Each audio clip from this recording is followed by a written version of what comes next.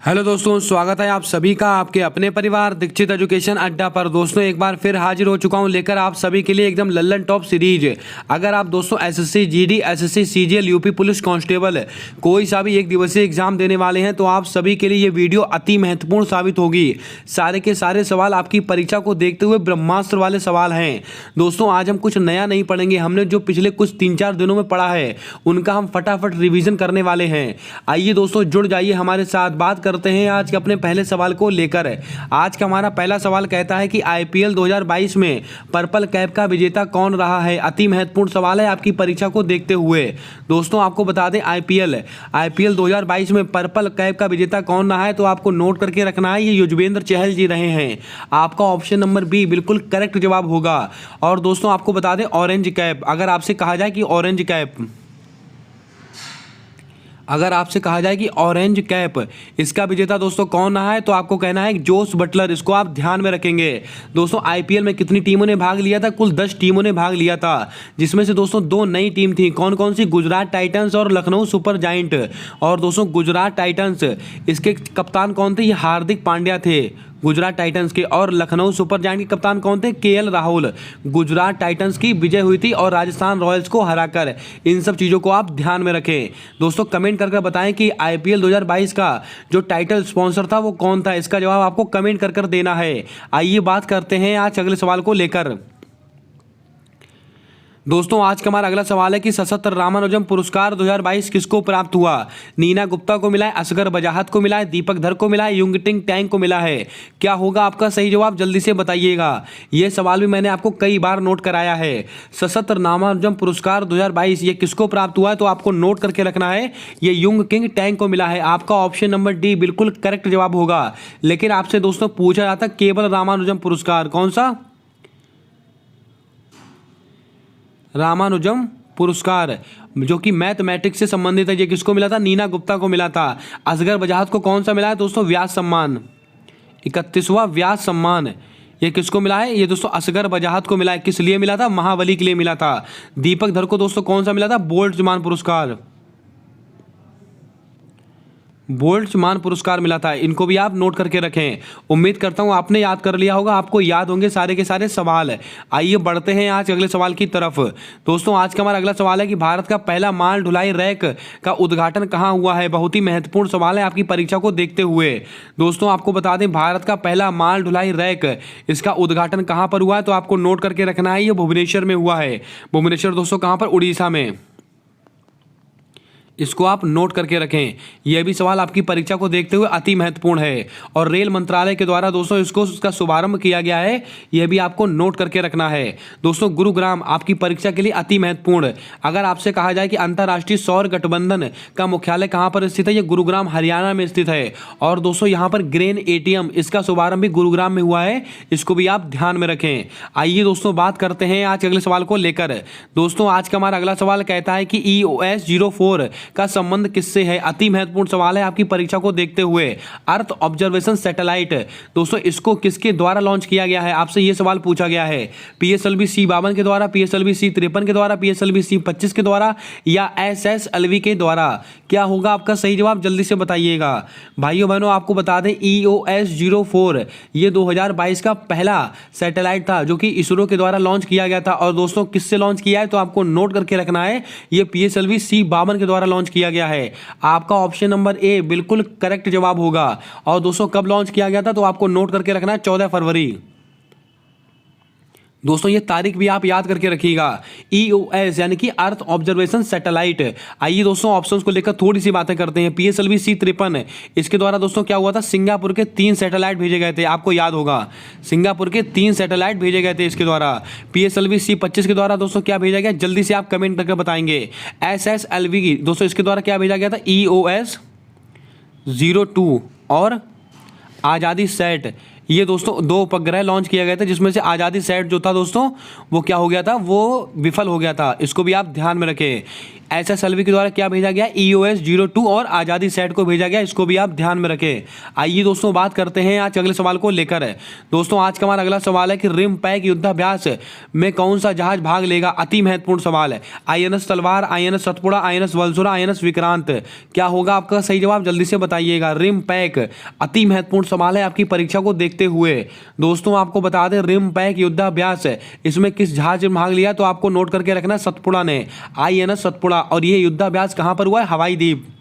कहां पर हुआ है, हवाई द्वीप। ये दोस्तों ये युद्धाभ्यास जो है रिम पैक हवाई द्वीप में हुआ है। हवाई द्वीप कहां पर है, USA यानी कि अमेरिका में स्थित है। ये भी आपको पता होना चाहिए। INS तलवार इसमें इसने दोस्तों किसमें भाग लिया था, ऑपरेशन संकल्प, ऑपरेशन संकल्प, इसमें दोस्तों भाग लिया था INS तलवार ने। इसको भी आपको ध्यान में रखना है। दोस्तों INS विक्रांत, इसको 2 सितंबर, भारत का पहला स्वदेशी विमान वाहक पोत INS विक्रांत, इसको 2 सितंबर को कहां पर, कोच्चि में दोस्तों इसको कमीशन किया गया है। दोस्तों इसका यहाँ पर शुभारंभ हुआ है, इसको भी आपको ध्यान में रखना है। और इसको किसने बनाया है, कोचीन शिपयार्ड लिमिटेड के द्वारा इसको बनाया गया, इसको भी आपको पता होना चाहिए। आइए दोस्तों बात करते हैं आज के अगले सवाल को लेकर। दोस्तों आज का हमारा अगला सवाल है कि राष्ट्रीय पंचांग को कब स्वीकार किया गया। बहुत ही बेहतरीन सवाल है, आपकी परीक्षा में आने वाला सवाल है। 22 जुलाई 1947, 22 मार्च 1957, 24 जनवरी 1950, 18 जुलाई 1947। चारों तिथियां मैंने आपको कई बार नोट कराई हैं, चारों तिथियां अति महत्वपूर्ण हैं। दोस्तों राष्ट्रीय पंचांग इसको कब स्वीकार किया गया, तो आपको नोट करके रखना है, ये 22 मार्च 1957। आपका ऑप्शन नंबर बी बिल्कुल करेक्ट जवाब होगा, इसको आप नोट करके रखें। आइए दोस्तों ऑप्शंस को लेकर थोड़ी सी जानकारी मैं आपको और देता हूं। 22 जुलाई 1947 इसको क्या हुआ है, हमारा राष्ट्रीय ध्वज, क्या चाहिए दोस्तों, हमारी राष्ट्रीय ध्वज, इसको दोस्तों कब अपनाया गया, तो आप कहेंगे 22 जुलाई 1947। 24 जनवरी 1950 इसको दोस्तों हमारा जो राष्ट्रीय गीत और प्लस राष्ट्रीय गान, इन दोनों को दोस्तों अपनाया गया, इसको भी आपको नोट करके रखना है। 18 जुलाई 1947 को क्या हुआ था, ये स्वतंत्रता अधिनियम आया था। अगर आपसे कहा जाए कि स्वतंत्रता अधिनियम ये कब आया था, तो आप कहेंगे 18 जुलाई 1947, इसको भी आप नोट करके रखें। अब दोस्तों आप कमेंट करके बताएं कि ध्वज संहिता किस वर्ष से संबंधित है, क्योंकि दोस्तों पहली बार ध्वज संहिता में परिवर्तन किया गया था इस बार, इसीलिए ये सवाल आपकी परीक्षा के लिए अति महत्वपूर्ण है। जल्दी से बताइएगा आपका सही जवाब क्या होगा। आइए दोस्तों बात करते हैं आज अगले सवाल को लेकर। दोस्तों आज का हमारा अगला सवाल है कि नर्मदा बचाओ आंदोलन किस वर्ष से संबंधित है। बहुत ही बेहतरीन सवाल है। 1989, 1992, 1973, 1972, क्या होगा आपका सही जवाब, जल्दी से बताइएगा। चारों तिथियां मैं आपको बताऊंगा, अति महत्वपूर्ण तिथियां हैं। नर्मदा बचाओ आंदोलन ये किस वर्ष से संबंधित है, तो आपको नोट करके रखना है, ये 1989 से संबंधित है। आपका ऑप्शन नंबर ए बिल्कुल करेक्ट जवाब होगा। आइए दोस्तों पूरी जानकारी देते हैं। 1992 में दोस्तों क्या हुआ था, ये रियो सम्मेलन यानी कि पृथ्वी सम्मेलन। अगर आपसे कहा जाए कि दोस्तों रियो सम्मेलन दोस्तों कब हुआ था, 1992 में हुआ था। रियो कहाँ पर स्थित है, ब्राजील में स्थित है। और दोस्तों 1973 इसको क्या हुआ था, तो आपको नोट करके रखना है, टाइगर प्रोजेक्ट हुआ था इसको 1973 को, इसको आप ध्यान में रखें। 1972 में क्या हुआ था दोस्तों, UNEP इसकी स्थापना हुई थी। उसका मुख्यालय कहाँ पर स्थित है, नैरोबी केन्या में स्थित है। इसको भी आपको नोट करके रखना है। और तभी दोस्तों पहली बार 5 जून 1972 को पर्यावरण दिवस सेलिब्रेट किया गया था, इसको आप ध्यान में रखें। उम्मीद करता हूँ आपने सारे सवालों को यहाँ से याद कर लिया होगा। आइए बात करते हैं आज अगले सवाल को लेकर।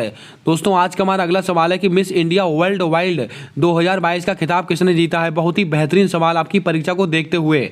हरनाथ संधू, खुशी पटेल, सिनी शेट्टी या सिनाता चौहान, क्या होगा आपका सही जवाब, जल्दी से बताइएगा। सवाल को दोस्तों आप सही से पढ़िएगा। मिस इंडिया वर्ल्ड वाइड 2022 इसका खिताब किसने जीता है, तो आपको नोट करके रखना है, ये दोस्तों खुशी पटेल ने जीता है। आपका ऑप्शन नंबर बी बिल्कुल करेक्ट जवाब होगा, इसको आप नोट करके रखें। आइए दोस्तों थोड़ी सी जानकारी मैं आपको और देता हूं। ये सिनी शेट्टी और सिनाता चौहान, इनको आप नोट करके रखिएगा। इन्होंने कौन सा जीता है, मिस इंडिया वर्ल्ड 2022 2022 इसका खिताब जीता है। दोस्तों अगर आपसे कहा जाए कि मिस इंडिया वर्ल्ड वाइड, तो आपका जवाब हो जाएगा खुशी पटेल। कहाँ की रहने वाली हैं? राजस्थान की रहने वाली हैं। लेकिन दोस्तों अगर आपसे सवाल कहा जाए कि मिस इंडिया वर्ल्ड, अगर केवल वर्ल्ड शब्द का प्रयोग करें तो दोस्तों आपको क्या कहना है? सिनी शेट्टी और सिनाता चौहान, जिसमें से सिनाता चौहान कहाँ की है? उत्तर प्रदेश की हैं। उत्तर प्रदेश वालों इस सवाल को नोट करके रखिएगा, आपकी परीक्षा के लिए ब्रह्मास्त्र सवाल है। दोस्तों हरनाथ संधू दोस्तों इन्होंने कौन सा 70वें क्रम की दोस्तों मिस यूनिवर्स की प्रतियोगिता जीती है, और ये कहाँ की रहने वाली है? चंडीगढ़ की रहने वाली है। कहाँ की? चंडीगढ़ की रहने वाली हैं। और ये प्रतियोगिता कहाँ पर हुई थी? इजराइल में हुई थी। इसको आप नोट करके रखें। अब दोस्तों आप कमेंट करके बताएंगे कि इजराइल के नए, दोस्तों इजराइल की जो संसद होती है उसको क्या कहा जाता है? जल्दी से इसका जवाब आपको कमेंट कर बताना है। आइए दोस्तों बात करते हैं आज अगले सवाल को लेकर। दोस्तों आज का हमारा अगला सवाल कहता है कि नाटो शिखर सम्मेलन 2022 का आयोजन कहाँ हुआ?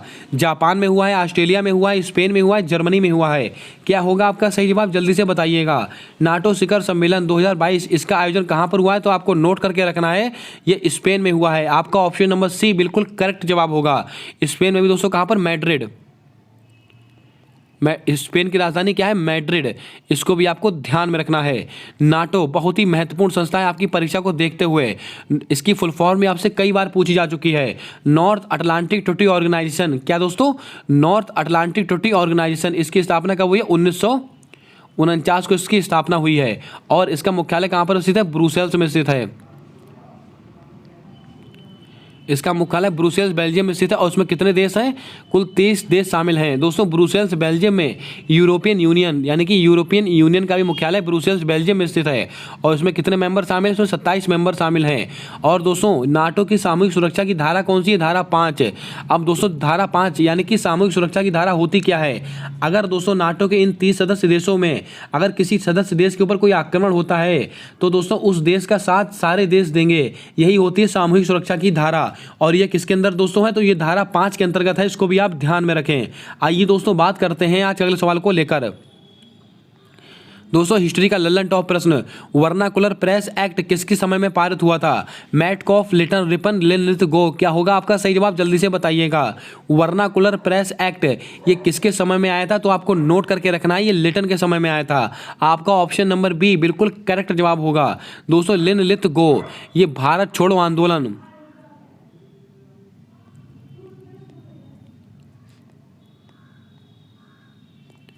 भारत छोड़ो आंदोलन। दोस्तों जब भारत छोड़ो आंदोलन कब हुआ था? 9 अगस्त 1942 को हुआ था। दोस्तों 9 अगस्त 1942 भारत छोड़ो आंदोलन के समय वायसराय कौन थे? लिनलिथ गो। अब दोस्तों अगर आपसे कहा जाए कि मैटकॉफ, इनको क्या कहते हैं? समाचार पत्रों का मुक्तिदाता, समाचार पत्रों का मुक्तिदाता। दोस्तों मैं फटाफट आपको सारे सवाल रिवीजन कराते जा रहा हूं। सवाल को आप अपने दिमाग में रिपीट करते जाइएगा। सारे सवाल मैंने आपको पढ़ाए हैं, सारे सवाल मैंने आपको बताए हैं। एक बार इनका क्विक रिवीजन आप कर लीजिएगा। कल से हम दोस्तों फिर नए सवालों के साथ बात करने वाले हैं। अगर दोस्तों आपको क्लास पसंद आ रही है तो जल्दी से क्लास को लाइक कर दें। और अभी तक आपने अगर हमारे यूट्यूब चैनल को सब्सक्राइब नहीं किया है तो सब्सक्राइब करके बेल वाला आइकन ध्यान से दबा लें, क्योंकि दोस्तों आने वाली सारी वीडियोज़ के अपडेट आप तक आसानी से पहुँचते रहें।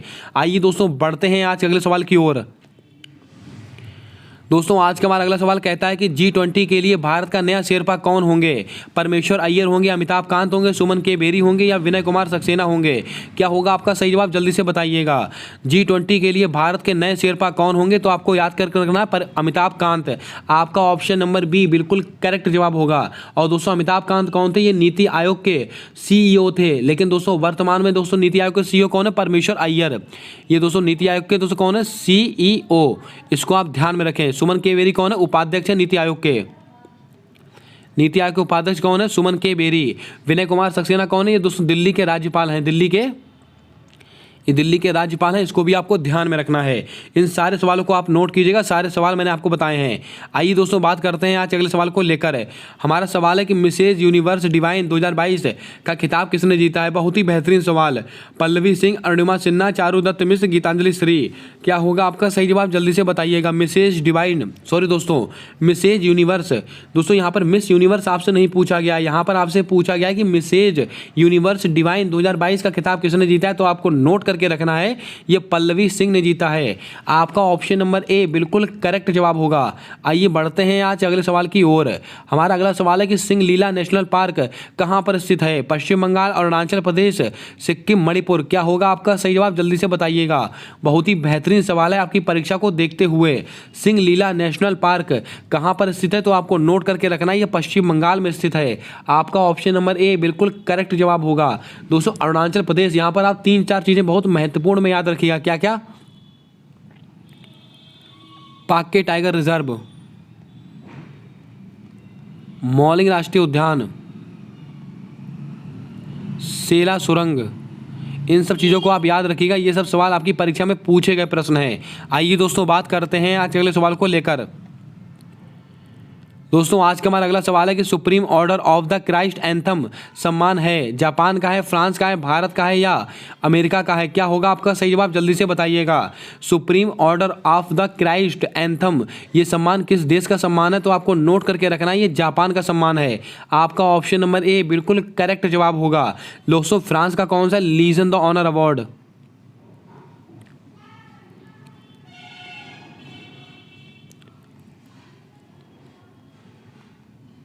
लीजन द ऑनर अवार्ड, ये किस देश का सम्मान है? ये दोस्तों फ्रांस का सम्मान है। किसको किसको मिला है? तो आपको पता है कि ये लता मंगेशकर जी को मिल चुका है। और दोस्तों ये कब मिला था? तो आपको नोट करके रखना है। दोस्तों ये लता मंगेशकर जी को मिला था, इसको आपको ध्यान में रखना है। और अभी हाल ही में दोस्तों एक राजनेता है शशि थरूर, उनको ये सम्मान मिल चुका है। दोस्तों आप कमेंट करके बताएं कि लता मंगेशकर जी को भारत रत्न द्वारा कब सम्मानित किया गया? बहुत ही महत्वपूर्ण सवाल है आपकी परीक्षा को देखते हुए। आइए दोस्तों बढ़ते हैं आज अगले सवाल को लेकर। दोस्तों आज का हमारा अगला सवाल है कि वैश्विक लैंगिक अंतराल सूचकांक 2022 में भारत का कौन सा स्थान रहा है? सवाल को सही से पढ़िएगा। वैश्विक लैंगिक अंतराल सूचकांक 2022 में भारत का कौन सा स्थान है? 136वां, 135वां, 101वां या 85वां? क्या होगा आपका सही जवाब? जल्दी से बताइएगा। दोस्तों बहुत ही महत्वपूर्ण सवाल है आपकी परीक्षा को देखते हुए। वैश्विक लैंगिक अंतराल सूचकांक 2022 में भारत का कौन सा स्थान है? तो आपको नोट करके रखना है, ये 135वां स्थान है। और दोस्तों अगर आपसे कहा जाए कि शांति सूचकांक में, शांति सूचकांक में भी दोस्तों भारत का 135वां स्थान है, इसको भी आपको ध्यान में रखना है। और खुशहाली सूचकांक में 136वां स्थान है। अगर दोस्तों आपसे कहा जाए कि खुशहाली सूचकांक, इसके अंदर भारत का कौन सा स्थान है? इसके अंदर भारत का 136वां स्थान है। और दोस्तों आपको नोट करके रखना, यहाँ पर 101 काट कर आप 107 कीजिएगा। अगर आपसे कहा जाए कि भुखमरी सूचकांक में भारत का कौन सा स्थान है? 107वां स्थान है। और 85वां स्थान दोस्तों भ्रष्टाचार सूचकांक में, भ्रष्टाचार सूचकांक में भारत का 85वां स्थान है, इसको भी आपको ध्यान में रखना है। आइए दोस्तों बात करते हैं आज अगले सवाल को लेकर। दोस्तों आज का हमारा अगला सवाल है कि विश्व उपभोक्ता दिवस कब सेलिब्रेट किया जाता है? बहुत ही बेहतरीन सवाल, कई बार परीक्षाओं में रिपीट हुआ सवाल। 24 दिसंबर, 15 मार्च या 16 सितंबर या 27 सितंबर? क्या होगा आपका सही जवाब? जल्दी से बताइएगा। विश्व उपभोक्ता दिवस ये कब सेलिब्रेट किया जाता है? तो आपको नोट करके रखना है, ये 15 मार्च। आपका ऑप्शन नंबर बी बिल्कुल करेक्ट जवाब होगा। विश्व उपभोक्ता दिवस कब मनाया जाता है? ये 15 मार्च को मनाया जाता है। लेकिन अगर आपसे कहा जाए कि राष्ट्रीय उपभोक्ता दिवस, अगर आपसे राष्ट्र के स्तर पर पूछे तो आपका जवाब होगा राष्ट्रीय उपभोक्ता दिवस 24 दिसंबर को मनाया जाता है, लेकिन विश्व उपभोक्ता दिवस 15 मार्च को मनाया जाता है। 16 सितंबर को मनाया था ओजोन परत संरक्षण दिवस। ओजोन परत संरक्षण दिवस मनाया जाता है। ओजोन परत कहाँ पाई जाती है? समताप मंडल में पाई जाती है। और 27 सितंबर को दोस्तों क्या मनाता है? पर्यटन दिवस, अंतर्राष्ट्रीय पर्यटन दिवस है, ये 27 सितंबर को मनाया जाता है, इसको भी आपको ध्यान में रखना है। आइए दोस्तों बात करते हैं आज अगले सवाल को लेकर। आज का हमारा अगला सवाल है कि रामायण मासम का संबंध किस राज्य से है? केरल है, तमिलनाडु, बिहार, चंडीगढ़? क्या होगा आपका सही जवाब? जल्दी से बताइएगा। बहुत ही बेहतरीन सवाल है आपकी परीक्षा को देखते हुए। रामायण मासम, इसका संबंध किस राज्य से है? तो आपको नोट करके रखना है वेरी इंपॉर्टेंट के रूप में, तमिलनाडु। आपका ऑप्शन नंबर बी बिल्कुल करेक्ट जवाब होगा। दोस्तों इसको आप एक बार रीचेक कर लीजिएगा, तमिलनाडु या केरल, इन दोनों को दोस्तों एक बार आप रीचेक कर लीजिएगा, तो उसके बाद ही आप इसको सही मानिएगा। इसमें थोड़ा सा कंफ्यूजन है, इसको आप रीचेक कर इसको कंफर्म कर लेना। आइए दोस्तों बात करते हैं अगले सवाल को लेकर। दोस्तों यहीं पर दोस्तों मैं आपको एक सवाल और बता देता हूं, बिहार, बहुत ही महत्वपूर्ण सवाल। 5 अक्टूबर 2009 इसको क्या हुआ था, डॉल्फिन संरक्षण केंद्र कहाँ पर स्थित है, पटना बिहार में स्थित है। और डॉल्फिन को गंगोटिक एनिमल के रूप में कब स्वीकार किया गया था, 5 अक्टूबर 2009। इसीलिए दोस्तों 5 अक्टूबर को डॉल्फिन दिवस मनाया जाता है, ये भी आप नोट करके रखें। और रामायण मासम इसका संबंध किस राज्य से है, इसको आप दोस्तों एक बार केरल तमिलनाडु इसमें आप रीचेक कर फिर इसको सही मानेंगे। आइए दोस्तों बात करते हैं आज अगले सवाल को लेकर। दोस्तों आज का हमारा अगला सवाल है कि भारत का पहला यात्री ड्रोन का नाम क्या है। वरुण है, अरुण है, विक्रांत है, विजय है। क्या होगा आपका सही जवाब, जल्दी से बताइएगा। बहुत ही बेहतरीन सवाल आपकी परीक्षा को देखते हुए। भारत का पहला यात्री ड्रोन कौन सा है, तो आपको नोट करके रखना है ये वरुण। आपका ऑप्शन नंबर ए बिल्कुल करेक्ट जवाब। और विक्रांत क्या है दोस्तों, आपको मैंने बताया था कि भारत का पहला स्वदेशी विमान वाहक पोत, इसको मैंने आपको नोट कराया है। आइए दोस्तों बात करते हैं आज अगले सवाल को लेकर। दोस्तों आज का हमारा अगला सवाल है कि एजुकेशन टाउनशिप योजना का संबंध किस राज्य से है। बहुत ही बेहतरीन सवाल। राजस्थान, उत्तर प्रदेश, बिहार, केरल। क्या होगा आपका सही जवाब, जल्दी से बताइएगा। एजुकेशन टाउनशिप योजना ये किसने प्रारंभ की है, तो आपको नोट करके रखना है, ये उत्तर प्रदेश सरकार के द्वारा प्रारंभ की गई है, इसको आप नोट करके रखें। दोस्तों उत्तर प्रदेश में कुछ महत्वपूर्ण चीज़ें जो आपको याद रखनी होंगी। उत्तर प्रदेश का लखनऊ शहर बहुत ही महत्वपूर्ण है हमारी परीक्षा के लिए। वहाँ पर क्या क्या स्थित है दोस्तों, पैरा बैडमिंटन अकादमी, ये सब नोट कीजिएगा आप। अगर आपसे कहा जाए पैरा बैडमिंटन अकादमी, ब्रह्मोस विनिर्माण केंद्र, इसके अलावा दोस्तों पैथोजन रिडक्शन मशीन, ये सब दोस्तों कहाँ पर स्थापित किए गए हैं, तो आपको याद रखना है लखनऊ के अंदर। और दोस्तों नाइट सफारी दोस्तों कहाँ पर प्रारंभ की गई, लखनऊ के अंदर। किसकी तर्ज पर, सिंगापुर की तर्ज पर। इसको भी आप ध्यान में रखें। ये सारे सवाल आपकी परीक्षा के लिए ब्रह्मास्त्र वाले सवाल हैं। आइए दोस्तों बात करते हैं आज अगले सवाल को लेकर। दोस्तों आज का हमारा अगला सवाल है कि होम रूल लीग मूवमेंट, यहाँ पर दोस्तों थोड़ा टाइपिंग एरर है, इसको आप ठीक कीजिएगा। होम रूल लीग मूवमेंट किस वर्ष से संबंधित है, 1916, 1917, 1929, 1924। क्या होगा आपका सही जवाब, जल्दी से बताइएगा। दोस्तों आपको बता दें होम रूल लीग मूवमेंट ये किस वर्ष से संबंधित है, तो आपको नोट करके रखना है। यहाँ पर दोस्तों ऑप्शन में थोड़ा सा एरर मुझे लग रहा है। होम रूल लीग मूवमेंट ये किस वर्ष से संबंधित है, जल्दी से बताइएगा। ये दोस्तों 1919 होगा। यहाँ पे आप यहाँ पर 1919 कीजिएगा, वर्ष 1919 में हुआ, इसको आप ध्यान में रखेंगे। होम रूल लीग मूवमेंट कब हुआ था, 1919 में हुआ था, इसको आप ध्यान में रखें। 1929 में दोस्तों क्या हुआ था, तो आपको नोट करके रखना है, जल्दी से बताइएगा। इसको थोड़ा सा कन्फ्यूजन है यहाँ पर सवाल को लेकर। 1916 लखनऊ अधिवेशन,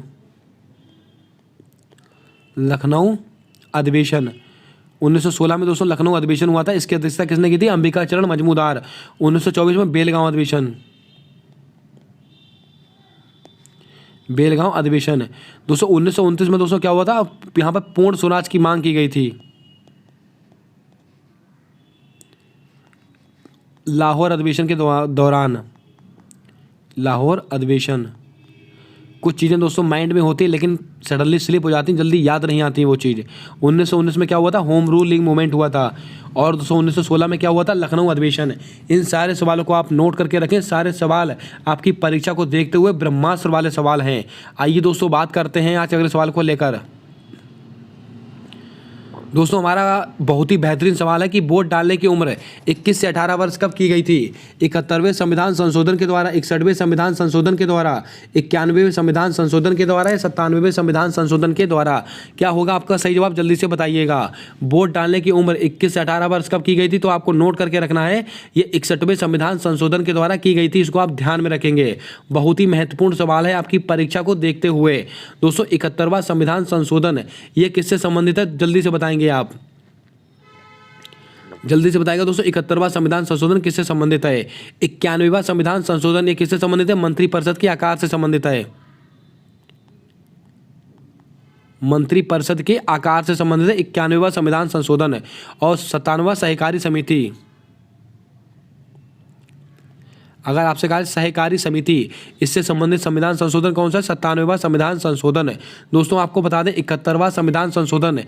इसके द्वारा हमारे संविधान में 3 भाषा को जोड़ा गया। कौन कौन सी? नमक, नेपाली, मणिपुरी, कोंकणी। इसको आप ध्यान में रखें, बहुत ही बेहतरीन सवाल है आपकी परीक्षा को देखते हुए। आइए दोस्तों बात करते हैं आज अगले सवाल को लेकर। आज का हमारा अगला सवाल है कि भीतर गाँव के मंदिर कहाँ पर स्थित है? मध्य प्रदेश, उत्तर प्रदेश, तमिलनाडु, उत्तराखंड। क्या होगा आपका सही जवाब? जल्दी से बताइएगा। भीतर गाँव के मंदिर ये कहाँ पर स्थित है? तो आपको नोट करके रखना उत्तर प्रदेश। आपका ऑप्शन नंबर बी बिल्कुल करेक्ट जवाब होगा। दोस्तों तमिलनाडु में एक मंदिर है मीनाक्षी मंदिर। मीनाक्षी मंदिर और किस शैली बना हुआ है? द्रविड़ शैली बना हुआ है। दोस्तों द्रविड़ शैली में बहुत महत्वपूर्ण। मध्य प्रदेश में दोस्तों कौन कौन से मंदिर है? खजुराहो के मंदिर, खजुराहो के मंदिर है मध्य प्रदेश में, और पंचायतन शैली बने हुए हैं। इन सारे सवालों को आप नोट करके रखें।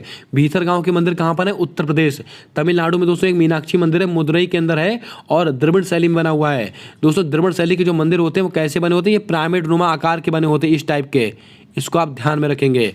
और दोस्तों मध्य प्रदेश में खजुराहो के मंदिर हैं, चंदेल शासकों के द्वारा बनवाए गए थे, पंचायतन शैली में बने हुए हैं। इसको भी आपको ध्यान में रखना है। ये सारे सवाल आपकी परीक्षा के लिए ब्रह्मास्त्र वाले सवाल हैं। दोस्तों आप कमेंट करके बताएं कि उत्तराखंड के जिम कार्बेट का नया नाम बदलकर क्या कर दिया गया है? इसका जवाब आपको कमेंट कर बताना है। आइए दोस्तों बात करते हैं आज अगले सवाल को लेकर। आइए दोस्तों बात करते हैं आज अगले सवाल को लेकर। दोस्तों आज का हमारा अगला सवाल है कि तृणमूल पार्टी कांग्रेस का गठन किस वर्ष हुआ था? 1898, 2013, 1885, 1980। अति महत्वपूर्ण सवाल है आपकी परीक्षा को देखते हुए। कई बार ये सवाल आपकी परीक्षा में पूछा गया प्रश्न है।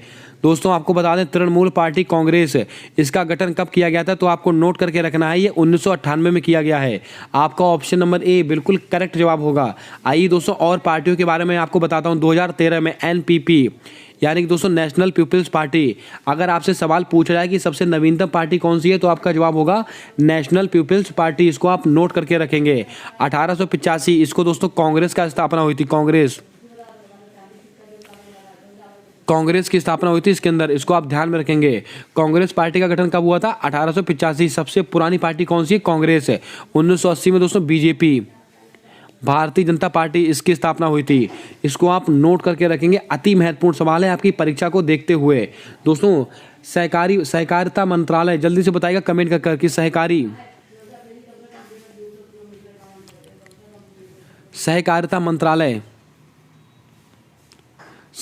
मंत्रालय इसके दोस्तों वर्तमान में मंत्री कौन है? जल्दी से इसका जवाब आपको कमेंट कर बताना है, क्योंकि दोस्तों अभी ये नवीनतम मंत्रालय है। इसको आप ध्यान में रखेंगे। आइए दोस्तों बात करते हैं आज अगले सवाल को लेकर। आज का दोस्तों हमारा अगला सवाल है कि मानस, लोहित, सुबनश्री किसकी सहायक नदियां हैं? कृष्णा नदी की, ब्रह्मपुत्र नदी की, कावेरी नदी की या नर्मदा नदी की? क्या होगा आपका सही जवाब? जल्दी से बताइएगा। मानस, लोहित और सुबनश्री ये किसकी सहायक नदियां हैं? तो आपको नोट करके रखना है, ये ब्रह्मपुत्र नदी की सहायक नदियां हैं। आपका ऑप्शन नंबर बी बिल्कुल करेक्ट जवाब होगा। दोस्तों मानस हो गया, लोहित हो गया और सुबनश्री, इन नामों को आप नोट करके रखिएगा। बहुत ही महत्वपूर्ण नाम है। किसकी सहायक नदियां? ब्रह्मपुत्र नदी की सहायक नदियां हैं। दोस्तों कृष्णा नदी की सहायक नदी कौन कौन सी है? तो आपको नोट करके रखना है घाट प्रभा। कई बार दोस्तों मैंने आपको बताया है, ये घाट प्रभा, माल प्रभा और तुंगभद्रा।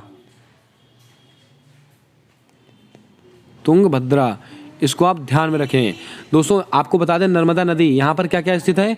सरदार सरोवर बांध, ओंकारेश्वर बांध, धुआंधार जलप्रपात।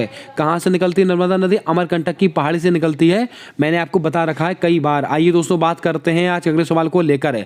हमारा अगला सवाल है कि संगम साहित्य किस साहित्य को कहते हैं? तमिल साहित्य, जैन साहित्य, बौद्ध धर्म या इनमें से कोई नहीं? दोस्तों आपको बता दें संगम साहित्य कई बार परीक्षा में पूछा गया प्रश्न है। किसको कहते हैं? ये तमिल साहित्य को कहा जाता है। अगर आपसे कहा जाए कि आगम साहित्य,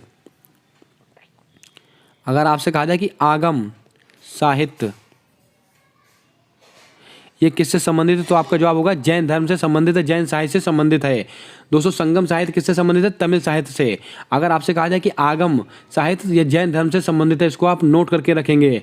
दोस्तों बौद्ध धर्म की जब बात आई है तो जल्दी से बताएंगे आप कि महात्मा बुद्ध के गृह त्याग की घटना को क्या कहा जाता है? इनके दोस्तों मोक्ष की घटना को क्या कहते हैं?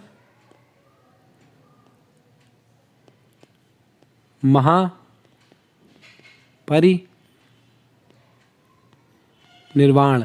महापरिनिर्वाण, दोस्तों इसको इनके मोक्ष की घटना कहते हैं। और दोस्तों इनके गृह त्याग की घटना क्या कहते हैं? महाविनिष्क्रमण। इसको आप ध्यान में रखें। दोस्तों आप कमेंट करके बताएंगे कि महात्मा बुद्ध ने अपने सर्वाधिक उपदेश कहाँ पर दिए थे, किस स्थान पर दिए थे? इसका जवाब आपको कमेंट करके बताना है। आइए दोस्तों बात करते हैं आज के अगले सवाल को लेकर। दोस्तों आज का हमारा अगला सवाल है कि आर्टेमिस मिशन किसके द्वारा लॉन्च किया गया? डीआरडीओ के द्वारा, नासा के द्वारा, रोस्कोसमोस के द्वारा, इनमें से कोई नहीं। क्या होगा आपका सही जवाब? जल्दी से बताएं।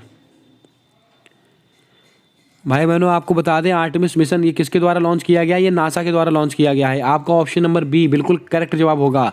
और नासा कहाँ की कंपनी है? दोस्तों नासा जो है अमेरिका की कंपनी, यानी कि यूएसए।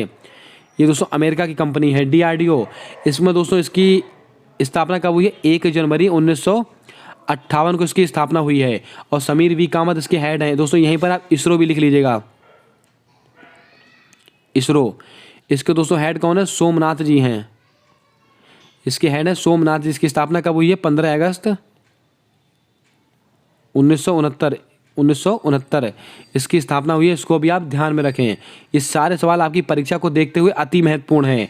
दोस्तों आज का हमारा अगला सवाल है कि मानव विकास सूचकांक 2022 में भारत का कौन सा स्थान है? 150वां स्थान है, 132वां स्थान है, 135वां स्थान है, 136वां स्थान है? क्या होगा आपका सही जवाब? जल्दी से बताएं। दोस्तों मानव विकास सूचकांक इसको जारी कौन करता है? इसको दोस्तों एक संस्था है यूएनडीपी। और इसका दोस्तों भारत में कौन सा स्थान है? 132वां स्थान है। और दोस्तों कौन जारी करता है? यूएनडीपी, इसको जारी करने वाली संस्था। इसको भी आप नोट करके रखें। दोस्तों 150वां स्थान किसमें स्थित है? Press freedom. अगर आपसे कहा जाए कि प्रेस फ्रीडम इंडेक्स है, इसमें भारत का स्थान कौन सा है? 150वां। और इसको दोस्तों जारी करने वाली संस्था बहुत ही महत्वपूर्ण है। Reporter without border, reporter without border. ये दोस्तों ये प्रेस फ्रीडम इंडेक्स को जारी करने वाली संस्था का नाम है। इसको आप ध्यान में रखें। और भारत का कौन सा स्थान है? 150वां स्थान है। मानव विकास सूचकांक कौन जारी करता है? यूएनडीपी। और भारत का कौन सा स्थान है? 132वां स्थान है। बिल्कुल नवीनतम दोस्तों ये आंकड़ा है 2022 का। इसको आप ध्यान में रखें, आपकी परीक्षा के लिए अति महत्वपूर्ण है। आइए दोस्तों बात करते हैं आज अगले सवाल को लेकर। COP 27 का आयोजन कहाँ हुआ है? बहुत ही महत्वपूर्ण सवाल। ग्लासगो, पेरिस, बर्लिन, मिस्र। क्या होगा आपका सही जवाब? जल्दी से बताएं। दोस्तों COP 27 यानी कि इसकी फुल फॉर्म क्या होती है? Conference of parties. इसका दोस्तों COP 27 इसका सम्मेलन कहाँ पर हुआ? ये दोस्तों इजिप्ट, मिस्र में हुआ है। मिस्र, इसको दोस्तों इजिप्ट भी कहते हैं, इजिप्ट। और इसकी राजधानी क्या है? काहिरा इसकी राजधानी है। दोस्तों ग्लासगो यहाँ पर क्या हुआ है? COP 26। पेरिस में क्या हुआ है? COP 21। यहाँ पर दोस्तों क्या हुआ है? COP 1। इसको आप ध्यान में रखें। अगर आपसे कहा जाए कि COP 27 का आयोजन कहाँ पर हुआ है? इजिप्ट, मिस्र में हुआ है। इसकी राजधानी काहिरा है। COP 1 का आयोजन कहाँ पर? बर्लिन में हुआ है। कब हुआ था? 1995 में हुआ था। ये भी आपको नोट करके रखना है। COP पेरिस में COP 21 का आयोजन हुआ है। कब हुआ है? 2015 में हुआ है। COP 26 कब हुआ है? दोस्तों ग्लासगो में हुआ है। इसको भी आपको ध्यान में रखना है। ये सारे सवाल आप नोट कीजिएगा। अगला सवाल दोस्तों हमारा कहता है कि विश्व जनसंख्या दिवस कब सेलिब्रेट किया जाता है? 24 अप्रैल, 11 जुलाई, 8 सितंबर, 31 अक्टूबर। क्या होगा आपका सही जवाब? जल्दी से बताइएगा। दोस्तों विश्व जनसंख्या दिवस ये कब सेलिब्रेट किया जाता है? ये 11 जुलाई को सेलिब्रेट किया जाता है। और इसकी इस बार की थीम क्या है? 8 बिलियन। 8 बिलियन यानी कि 8 अरब इस बार इसकी थीम है। इसको आप ध्यान में रखें। 24 अप्रैल को दोस्तों क्या मनाया जाता है? पंचायती राज दिवस मनाया जाता है, आपको पता है। 8 सितंबर को दोस्तों अंतर्राष्ट्रीय साक्षरता दिवस मनाया जाता है, मैंने आपको कई बार बताया है। 31 अक्टूबर को दोस्तों क्या मनाते हैं? एकता दिवस मनाते हैं। इसको भी आपको ध्यान में रखना है। ये सारे सवाल आप ध्यान में रखिएगा। सारे सवाल एक बार इनको सुनते जाइएगा। सारे सवाल दोस्तों आपको नोट हो जाएंगे, सारे सवाल आपको याद हो जाएंगे। आइए दोस्तों बात करते हैं आज अगले सवाल को लेकर। दोस्तों आज का हमारा अगला सवाल है कि 2022 का बिहारी पुरस्कार किसको प्राप्त हुआ? मधु कांकरिया को, माधव हाड़ा को, असगर बजाहत को, रामदत्त मिश्र को। दोस्तों आज ये तीसरा दिन है इस सवाल का। मैं आप मैंने एक दिन पहले भी इसको लिया था, कल भी लिया था, आज फिर इस सवाल को ले रहा हूँ। अति महत्वपूर्ण सवाल है। 2022 का 32वां बिहारी पुरस्कार किसको मिला है? ये माधव हाड़ा को मिला है। आपका ऑप्शन नंबर बी बिल्कुल करेक्ट जवाब होगा। और 231वां किसको मिला है? तो आपको कहना है मधु कांकरिया को मिला है। इसको आप ध्यान में रखें। अगर आपसे कहा जाए कि 31वां बिहारी पुरस्कार किसको प्राप्त हुआ? मधु कांकरिया को। 32वां बिहारी पुरस्कार किसको मिला है? माधव हाड़ा को मिला है। उम्मीद करता हूँ आपने नोट कर लिया होगा। आइए दोस्तों बात करते हैं आज अगले सवाल को लेकर। दोस्तों आज का हमारा अगला सवाल है कि खेलो इंडिया नेशनल यूनिवर्सिटी गेम्स 2023-24 कहाँ पर आयोजित होंगे? बहुत ही बेहतरीन सवाल है, एकदम लल्लन टॉप प्रश्न है आपकी परीक्षा को देखते हुए। उत्तर प्रदेश, गोवा, मध्य प्रदेश, गुजरात, क्या होगा आपका सही जवाब? जल्दी से बताइएगा। खेलो इंडिया नेशनल यूनिवर्सिटी गेम्स 2023 और 24 इसका आयोजन कहाँ पर होने वाला है? इसका आयोजन होगा उत्तर प्रदेश में। उत्तर प्रदेश में भी दोस्तों कहाँ पर होगा? ये 4 स्थान आप याद रखिएगा। वाराणसी, गोरखपुर, लखनऊ और नोएडा। इन 4 नामों को आप याद रखिएगा, बहुत ही महत्वपूर्ण नाम है। खेलो इंडिया नेशनल यूनिवर्सिटी गेम्स इसका आयोजन कहाँ पर होगा? अपने उत्तर प्रदेश में होने वाला है। और उत्तर प्रदेश में भी दोस्तों कहाँ पर? वाराणसी, गोरखपुर, लखनऊ और नोएडा, इन 4 स्थानों पर होने वाला है। इन चारों स्थानों को आप नोट करके रखिएगा। एग्जामिनर आपसे कोई सा भी सवाल किसी भी तरह से पूछ सकता है। आइए दोस्तों बढ़ते हैं आज अगले सवाल को लेकर। आज का हमारा अगला सवाल है कि mother tongue survey of India report जारी। दोस्तों हमारा सवाल है कि mother tongue survey of India report में जारी भाषाएं कितनी हैं? यानी कि दोस्तों एक रिपोर्ट जारी की गई है, उसके अंदर mother tongue survey of India report है, उसके अंदर कितनी भाषाओं को दोस्तों जारी किया गया है? 22 भाषाएं, 14 भाषाएं, 570 भाषाएं, 576 भाषाएं। क्या होगा आपका सही जवाब? जल्दी से बताइएगा।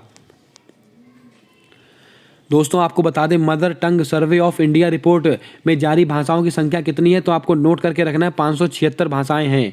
और ये दोस्तों किसके द्वारा लॉन्च किया गया है? तो आपको नोट करके रखना है गृह मंत्रालय के द्वारा। इसको भी आपको नोट करके रखना है। और गृह मंत्री कौन है? ये अमित शाह हैं। इसको भी आपको ध्यान में रखना है। उम्मीद करता हूँ आपने सारे सवालों को अच्छे से नोट किया होगा, सारे सवालों को अच्छे से समझा होगा। जल्दी से वीडियो को लाइक कर दें और चैनल पर नए हैं तो चैनल को सब्सक्राइब करके बेल वाला आइकन ध्यान से दबा दें, क्योंकि दोस्तों आने वाली सारी वीडियोज़ के अपडेट आप तक आसानी से पहुँचते रहें। आइए दोस्तों बढ़ते हैं आज के अगले सवाल को लेकर। पहला विश्व स्लॉथ दिवस कब सेलिब्रेट किया जाता है? बहुत ही बेहतरीन सवाल है, क्योंकि दोस्तों ये पहली बार सेलिब्रेट किया गया है, इसीलिए हमारी परीक्षा के लिए अति महत्वपूर्ण है। दोस्तों ये जो स्लाइड चल रही है बहुत ही महत्वपूर्ण स्लाइड है, इसको आप ध्यानपूर्वक सुनिएगा। पहला विश्व स्लॉथ दिवस ये कब मनाया जाता है? तो आपको नोट करके रखना है, ये 12 अक्टूबर को मनाया जाता है। आपका ऑप्शन नंबर बी बिल्कुल करेक्ट जवाब होगा। आइए दोस्तों ऑप्शंस को लेकर आपको बताते हैं।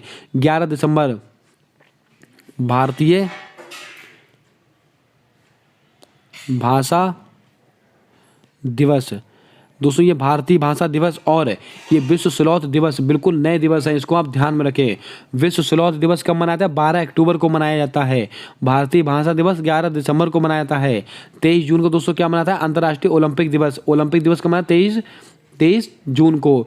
इसको भी आपको ध्यान में रखना। 2 फरवरी को दोस्तों आर्द्र भूमि दिवस। अगर आपसे कहा जाए कि आर्द्र भूमि दिवस है दोस्तों 2 फरवरी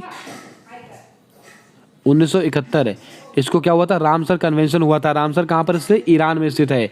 इसको आप नोट करके रखेंगे। उम्मीद करता हूँ आपने सारे सवालों को समझा होगा। आइए दोस्तों बढ़ते हैं आज अगले सवाल को लेकर। आज का हमारा अगला सवाल है कि भारत के रक्षा सचिव कौन नियुक्त हुए हैं? राजीव गौबा, अमित, अजय कुमार सूद, अनंत नागेश्वरन, अरमाने गिरधर। क्या होगा आपका सही जवाब? जल्दी से बताइएगा। भारत के रक्षा सचिव किसको नियुक्त किया गया है? तो आपको नोट करके रखना है, ये अरमाने गिरधर को किया गया है। आपका ऑप्शन नंबर डी बिल्कुल करेक्ट जवाब होगा। राजीव गौबा दोस्तों कौन है? ये कैबिनेट सचिव हैं। ये दोस्तों रहे कैबिनेट सचिव। कैबिनेट सचिव। अजय कुमार सूद दोस्तों कौन है? प्रधान वैज्ञानिक सलाहकार। ये दोस्तों मुख्य आर्थिक सलाहकार। ये अनंत नागेश्वरन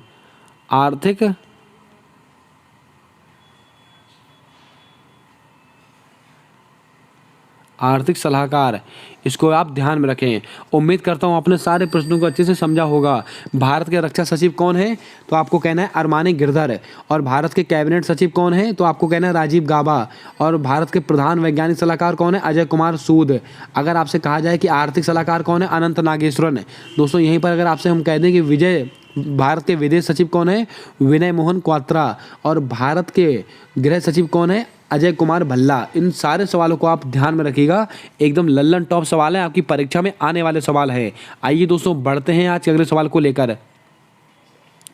दोस्तों आज का हमारा अगला सवाल है कि मालविकाग्निमित्रम किसकी पुस्तक है? वात्सायन, पतंजलि, कालिदास, हर्षवर्धन।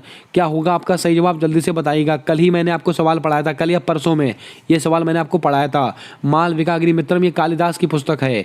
दोस्तों हर्षवर्धन आपको बता दें रत्नावली। रत्नावली किसकी पुस्तक है? हर्षवर्धन की। पतंजलि दोस्तों कौन सी? महाभाष्य। महाभाष्य ये दोस्तों पतंजलि की पुस्तक है। और वात्सायन दोस्तों किसकी पुस्तक है? जल्दी से बताएंगे आप। वात्सायन ये किसकी पुस्तक है? जल्दी से बताएं कमेंट कर कर। बहुत ही महत्वपूर्ण सवाल है आपकी परीक्षा को देखते हुए। आइए दोस्तों बढ़ते हैं आज अगले सवाल को लेकर। दोस्तों हमारा अगला सवाल है कि किताब उल हिंद किसकी पुस्तक है? विशाख दत्त, शुद्रक, जयदेव या अलबरूनी। क्या होगा आपका सही जवाब? जल्दी से बताइएगा। किताब उल हिंद ये किसकी पुस्तक है? तो मैंने आपको कई बार नोट कराया है, ये दोस्तों अलबरूनी की पुस्तक है।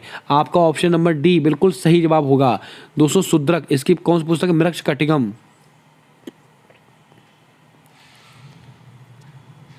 दोस्तों विशाख दत्त इनकी दोस्तों कौन सी पुस्तक है? मुद्रा राक्षस।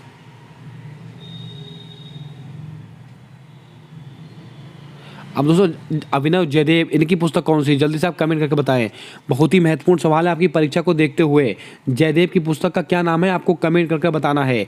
आइए दोस्तों बढ़ते हैं आज के अगले सवाल को लेकर।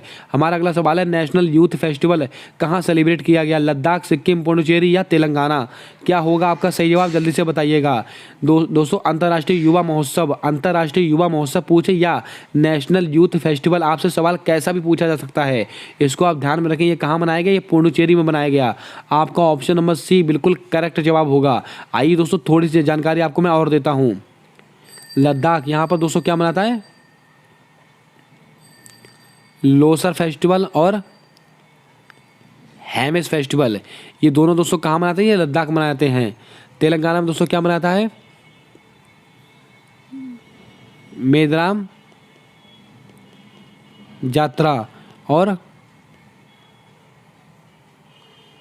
बोनालू त्योहार और बथुकम्मा,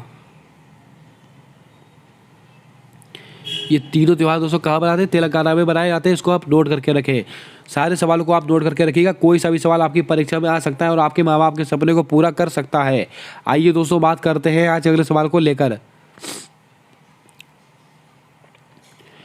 दोस्तों आज का हमारा अगला सवाल है कि वांचुमा महोत्सव कहाँ सेलिब्रेट किया जाता है? Manipur, Meghalaya, Assam, Goa.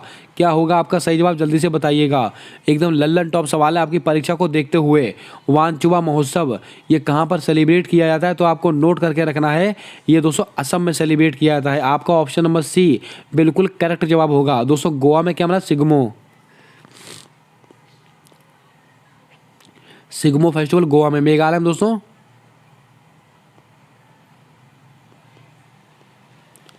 Cherry blossom festival. और मेघालय दोस्तों कहाँ पर? शिलोंग। मेघालय की राजधानी शिलोंग में मनाया था। इसको आप नोट करके रखें। मणिपुर संघाई फेस्टिवल। अगर आपसे कहा जाए संघाई उत्सव कहाँ मनाया था? मणिपुर में मनाया था। इसको आप ध्यान में रखें।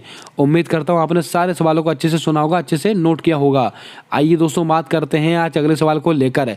आज का हमारा अगला सवाल कहता है कि गांधी इरविन समझौता किस वर्ष से संबंधित है? एकदम लल्लन टॉप प्रश्न है आपकी परीक्षा को देखते हुए। 12 मार्च 1930, 5 मार्च 1931, 23 मार्च 1931, 9 अगस्त 1942। क्या होगा आपका सही जवाब? जल्दी से बताइएगा। चारों ऑप्शन आपकी परीक्षा को देखते हुए अति महत्वपूर्ण हैं। दोस्तों आपको बता दें गांधी इरविन समझौता यह किस वर्ष से संबंधित है? तो आपको नोट करके रखना है, वेरी इंपॉर्टेंट की श्रेणी में। 5 मार्च 1931। आपका ऑप्शन नंबर बी बिल्कुल करेक्ट जवाब होगा। आइए दोस्तों ऑप्शंस को लेकर बात करते हैं। 12 मार्च 1930 इसको क्या हुआ था? दांडी यात्रा।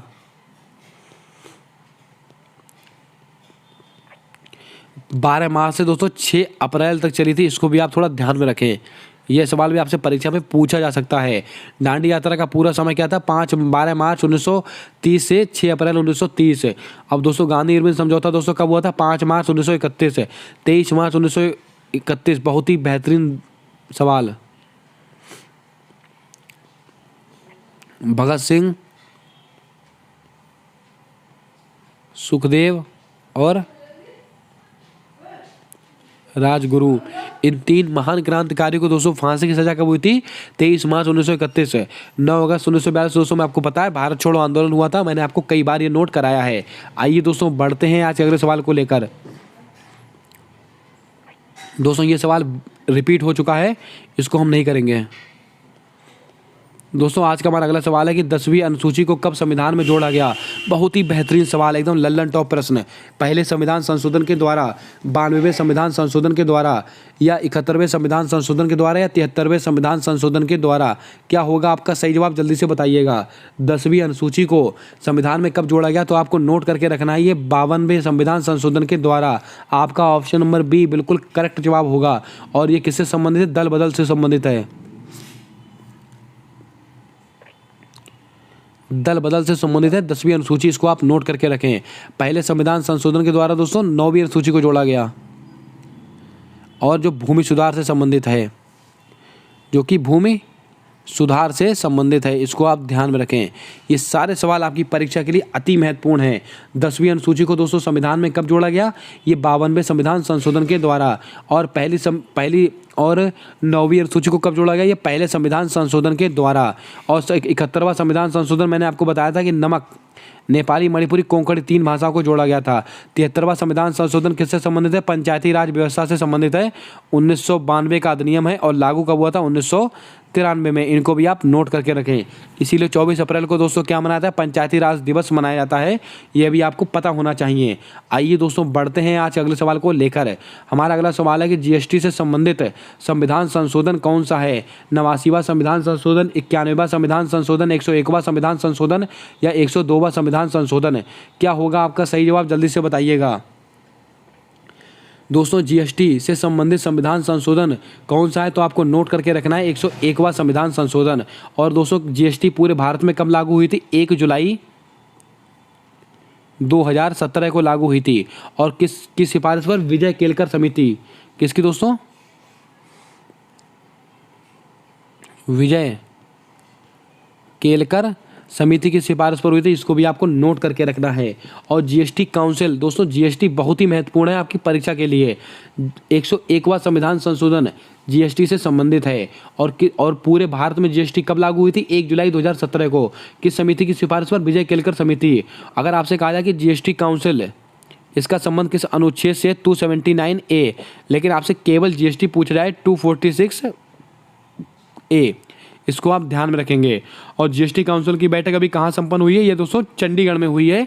इसको भी आपको पता होना चाहिए। 89वां संविधान संशोधन मैंने आपको बताया राष्ट्रीय अनुसूचित जाति और जनजाति से संबंधित है।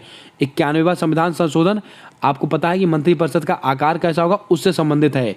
102वां संविधान संशोधन आपको पता है कि ओबीसी यानी कि पिछड़ा वर्ग आयोग से संबंधित है। यह भी आपको मैंने कई बार नोट कराया है। आइए दोस्तों बात करते हैं आज अगले सवाल को लेकर। दोस्तों आज का हमारा अगला सवाल है कि पहली पंचवर्षीय योजना से संबंधित वर्ष है 1942 से 1947, 1951 से 1956, 1956 से 1961, 1961 से 1966। क्या होगा आपका सही जवाब? जल्दी से बताइएगा। बहुत ही बेहतरीन सवाल है आपकी परीक्षा को देखते हुए। पहली पंचवर्षीय योजना, इसका संबंध कब से है? 1951 से 1956 के बीच में है। ये दोस्तों दूसरी है और ये तीसरी है। इनको दोस्तों आप क्रम से याद कीजिएगा। अब दोस्तों अगर आपसे कहा जाए दूसरी पंचवर्षीय योजना किस पर संबंधित है? महालनोबिस मॉडल। महालनोबिस मॉडल। अगर आपसे कहा जाए कि दूसरी पंचवर्षीय योजना किस मॉडल पर आधारित है? ये महालनोबिस मॉडल के आधारित पर, महालनोबिस मॉडल पर आधारित है। और पहली दोस्तों हैरत डोमर इस मॉडल पर आधारित है। इसको भी आपको नोट करके रखना है। दोस्तों जो पहली पंचवर्षीय योजना है इसके अंदर नदी घाटी का दोस्तों उल्लेख किया गया था। और दोस्तों और अगर आपसे कहा जाए कि तीसरी, इसमें दोस्तों बोकारो स्टील प्लांट, दोस्तों ये किस पंचवर्षीय किस पंचवर्षीय योजना में दोस्तों ये बना था? ये दोस्तों तीसरी पंचवर्षीय योजना में बना था, जो कि झारखंड में स्थित है, बोकारो। इसको आप नोट करके रखें। उम्मीद करता हूँ यहाँ से सारे प्रश्नों को आपने नोट कर लिया होगा। पहली पंचवर्षीय योजना का संबंध कब से है? 1951 से 1956। दूसरी कब से है? 1956 से 1961। तीसरी कब से है? 1961 से 1966। इन सारे सवालों को आप नोट कीजिएगा। आइए दोस्तों बढ़ते हैं आज के अगले सवाल को लेकर। हमारा अगला सवाल है कि पाइका विद्रोह किस राज्य से संबंधित है? पंजाब, उड़ीसा, नागपुर, राजस्थान। क्या होगा आपका सही जवाब? जल्दी से बताइएगा। दोस्तों पाइका विद्रोह ये किस राज्य से संबंधित है? ये उड़ीसा से संबंधित है। आपका ऑप्शन नंबर बी बिल्कुल करेक्ट जवाब होगा। पंजाब में दोस्तों कौन सा विद्रोह हुआ था? कूका। अगर आपसे कहा जाए कि कूका विद्रोह किस राज्य से संबंधित है? पंजाब से। दोस्तों नागपुर। यहां से दोस्तों एक और विद्रोह संबंधित है, जल्दी से बताएंगे आप। संथानन विद्रोह।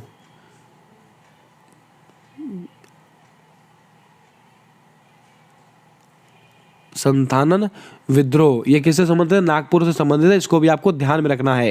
ये सारे सवाल अति महत्वपूर्ण है। आइए दोस्तों बढ़ते हैं आज अगले सवाल को लेकर। आज का दोस्तों हमारा अगला सवाल कहता है कि प्रसार भारती का नया अध्यक्ष किसको नियुक्त किया गया है? बहुत ही लल्लन टॉप प्रश्न है दोस्तों करंट अफेयर का। आर वेंकट रमणी, दिलीप तिर्की, गौरव द्विवेदी, मयंक अग्रवाल। क्या होगा आपका सही जवाब? जल्दी से बताइएगा।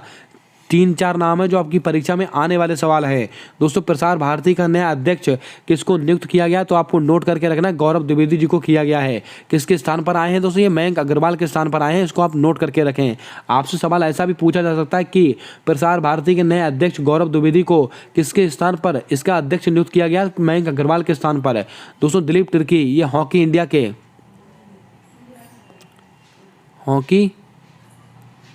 हॉकी इंडिया संघ के दोस्तों अध्यक्ष कौन बने हैं? दिलीप तिर्की बने हैं। आर वेंकट रमणी, लगाइएगा स्टार। आपकी परीक्षा में आने वाला सवाल, वेरी इंपॉर्टेंट सवाल, बहुत ही महत्वपूर्ण सवाल है। ये दोस्तों कौन बने हैं? महान्यायवादी बने हैं। भारत के महान्यायवादी दोस्तों कौन है? आर वेंकट रमणी। और इनका दोस्तों उल्लेख किस अनुच्छेद में? अनुच्छेद 76 में है। और महान्यायवादी किसके प्रसाद पर्यंत कार्य करता है? ये दोस्तों प्रेसिडेंट यानी कि राष्ट्रपति के प्रसाद पर्यंत कार्य करता है। इसको आप ध्यान में रखें। और भारत के पहले महान्यायवादी कौन थे? शीतल वाड़। इसको आप नोट करके रखें। ये सवाल आपकी परीक्षा के लिए ब्रह्मास्त्र वाला सवाल है।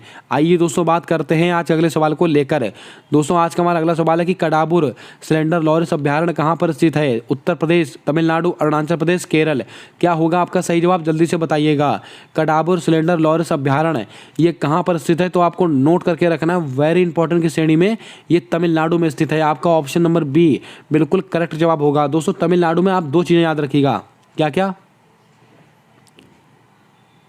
सत्य मंगलम टाइगर रिजर्व। अगर आपसे कहा जाए इसको क्या मिला है? T+2 award. अगर दोस्तों आपसे सवाल कहा जाता है कि T+2 अवार्ड द्वारा किसको सम्मानित किया गया? सत्यमंगलम टाइगर रिजर्व को किया गया है। और दोस्तों डुगोंग संरक्षण केंद्र ये दोस्तों कहाँ पर स्थापित हुआ? तमिलनाडु में। इसको भी आप नोट करके रखें। और डुगोंग क्या है? ये एक समुद्री गाय है और स्तनधारी है। इन सारे सवालों को आप नोट कीजिएगा, बहुत ही महत्वपूर्ण सवाल हैं आपकी परीक्षा को देखते हुए। आइए दोस्तों बढ़ते हैं आज अगले सवाल को लेकर। पुलित्जर पुरस्कार 2022 किसको प्राप्त हुआ? फ्रांसिस कैरे, फहमीदा अजीम, नल्ला थम्बीकराई सेल्वी, रुचिरा कंबोज। क्या होगा आपका सही जवाब? जल्दी से बताइएगा। ये सवाल मैंने कल भी डिस्कस किया है, परसों भी किया है। पुलित्जर पुरस्कार 2022 किसको मिला? ये फहमीदा अजीम को मिला है, बांग्लादेश की रिपोर्टर है। इसको आपको नोट करके रखना है। और दोस्तों फ्रांसिस कैरे इनको क्या मिला था? पुलित्जर पुरस्कार, जो कि दोस्तों वास्तुकला का पुरस्कार है। आपको दोस्तों कंफ्यूज नहीं होना है। अगर आपसे पुलित्जर पुरस्कार पूछे तो दोस्तों ये पत्रकारिता से संबंधित होता है। अगर आपसे पुलित्जर पुरस्कार पूछे तो ये वास्तुकला से संबंधित होता है। फ्रांसिस कैरे को मिला है। नल्ला थम्बीकराई सेल्वी CSIR इसकी महिला हेड कौन बनी है? नल्ला थम्बीकराई सेल्वी। और UN महासभा में दोस्तों प्रतिनिधि भी UN महासभा की प्रतिनिधि कौन बनी है दोस्तों? ये दोस्तों रुचिरा कंबोज बनी है। ये भी आपको पता होना चाहिए। आइए दोस्तों बात करते हैं आज अगले सवाल को लेकर। नालसा की स्थापना किस वर्ष हुई थी? परीक्षा में बार बार रिपीट होने वाला सवाल। 1987, 1995, 1942, 1932। क्या होगा आपका सही जवाब? जल्दी से बताइएगा। नालसा की स्थापना किस वर्ष हुई थी? तो आपको नोट करके रखना है, 1995 में हुई थी। और इसका अधिनियम कब का है? 1987 का। दोनों सवाल अति महत्वपूर्ण हैं। दोस्तों अगर आपसे कहा जाए कि नालसा की स्थापना कब हुई है, 1995 में हुई है, लेकिन दोस्तों इसका अधिनियम कब का है, 1987 का इसका अधिनियम है। 1942 दोस्तों इसमें किसकी स्थापना हुई थी, जल्दी से बताएंगे आप। CSIR इसकी स्थापना हुई 1942 में। बहुत ही महत्वपूर्ण सवाल है आपकी परीक्षा को देखते हुए। दोस्तों बात करते हैं अपने अगले सवाल को लेकर।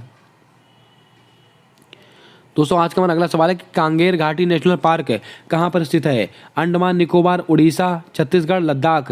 क्या होगा आपका सही जवाब, जल्दी से बताइएगा। कांगेर घाटी नेशनल पार्क ये कहाँ पर स्थित है, तो आपको नोट करके रखना है, ये छत्तीसगढ़ में स्थित है। आपका ऑप्शन नंबर बी बिल्कुल करेक्ट जवाब होगा।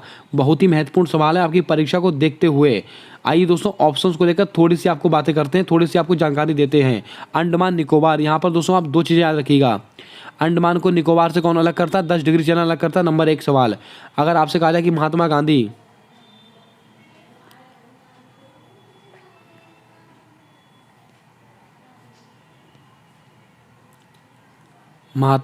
समुद्री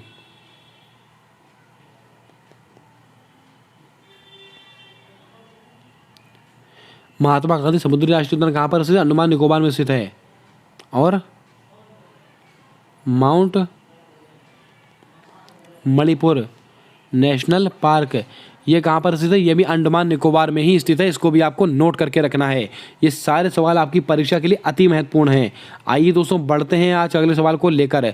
दोस्तों आज का हमारा अगला सवाल है कि साहित्य अकादमी युवा पुरस्कार 2022 किसे प्राप्त हुआ, दया प्रकाश सिन्हा, असगर बजाहत, भगवंत अनमोल या रामदत्त मिश्र। क्या होगा आपका सही जवाब, जल्दी से बताइएगा। साहित्य अकादमी युवा पुरस्कार 2022 ये किसको प्राप्त हुआ, तो आपको नोट करके रखना है, भगवंत अनमोल को मिला है युवा वाला। अगर आपसे कहा जाता है कि साहित्य अकादमी का हिंदी पुरस्कार किसको मिला है, तो आपका जवाब होता दया प्रकाश सिन्हा। असगर बजाहत को कौन सा मिला है, व्यास सम्मान मिला है। रामदत्त मिश्र को सरस्वती सम्मान मिला है। लेकिन दोस्तों अगर आपसे कहा जाए साहित्य अकादमी पुरस्कार कितनी भाषाओं में दिया जाता है, 24 भाषाओं में दिया जाता है। और दोस्तों इंग्लिश भाषा का किसको मिला है, इंग्लिश भाषा का नमिता गोखले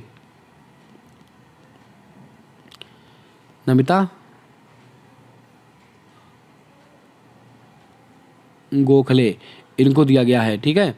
अगर आपसे कहा उर्दू भाषा का,